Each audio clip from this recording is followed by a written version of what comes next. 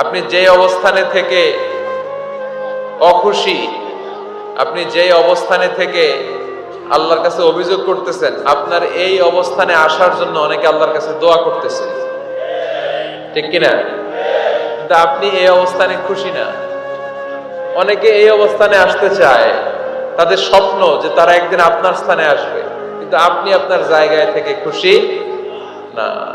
এজন্য উনজুর ইলা মান হুয়া আসফালা মিনকা, তোমার চেয়ে যে খারাপ অবস্থায় আছে তার দিকে তাকাও, তাহলে তোমার মনের দুঃখ ঘুচিয়ে দিবে কে? আপনার চেয়ে যে খারাপ অবস্থানে আছে তার দিকে দেখেন কি অবস্থা। আপনি এইটা চান, ওইটা চান, কত কিছু লাগবে আপনার। হসপিটালে যে দেখেন ক্যান্সারে আক্রান্ত রোগীদের কি অবস্থা দেখেন। ক্যান্সার যার নেই কোনো অ্যান্সার, বাঁচবে না সে। ওরে যে জিজ্ঞেস করেন, ভাই আমি তো বাড়ি চাই, গাড়ি চাই, আমার অনেক অভিযোগ, আমি এটা চাই, ওটা চাই, তুমি কি চাও?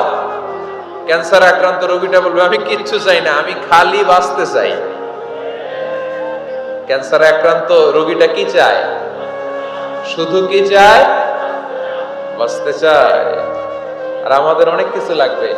এজন্য বেঁচে যে আছি এই জন্যই আলহামদুলিল্লাহ। শ্বাস প্রশ্বাস যে নিতে পারতেছি, বেঁচে আছি, অনেক দিয়েছে প্রভু, আর কিছু লাগবে না। আলহামদুলিল্লাহ পড়েন। চাওয়ার কোনো শেষ নাই, আছে? লাউ আন্না লিকুল্লি ইবনি আদম ওয়াদিয়ান মিন যাহাব আহাব্বা আইয়াকুনা লাহু ওয়াদিয়ান ওয়ালা ইয়ামলা ফাহু ইল্লা তুরাব।